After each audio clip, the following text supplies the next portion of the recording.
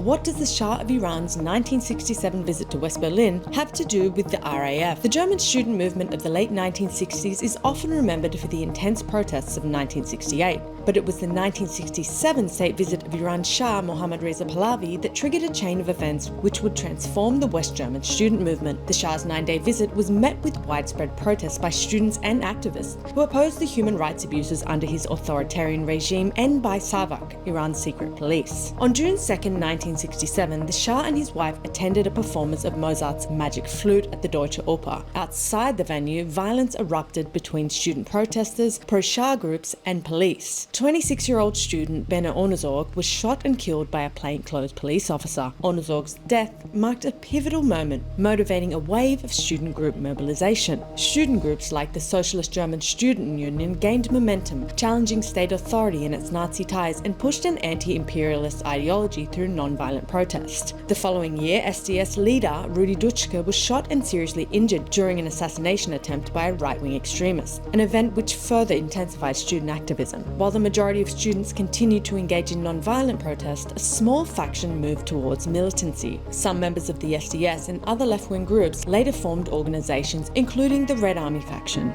A letter written by Ulrike Meinhof announcing the founding of the group explicitly mentioned the Onuzorg shooting. The RAF went on to carry out bombings, kidnappings, and assassinations throughout the 70s and 80s before officially disbanding in 1998. So although they're not directly linked, the 1967 protest against the Shah's visit and the killing of Benno Onuzorg were key events in shaping the climate of unrest and distrust in the state from which the RAF emerged.